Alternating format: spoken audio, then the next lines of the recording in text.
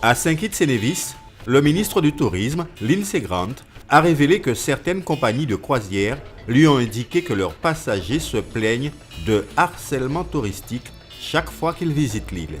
Ces compagnies menacent de déplacer leurs navires vers d'autres ports plus respectueux de leur clientèle si aucune mesure n'était prise.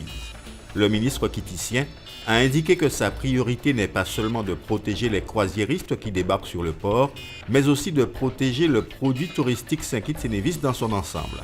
Il s'agit de l'image de l'archipel à l'extérieur.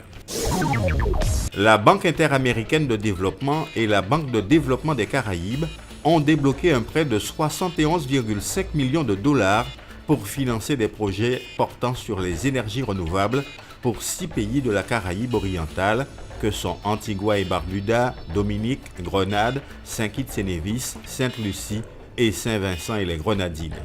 Ces deux grandes banques internationales ont souligné que ces petits États insulaires ne peuvent atteindre la taille critique pour importer des combustibles fossiles à des prix compétitifs.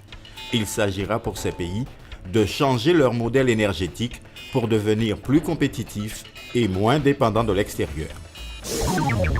Une nouvelle étude publiée dans un journal américain de toxicologie a découvert que les composants chimiques contenus dans la crème solaire représentent une menace écologique sérieuse pour les coraux et les récifs coralliens.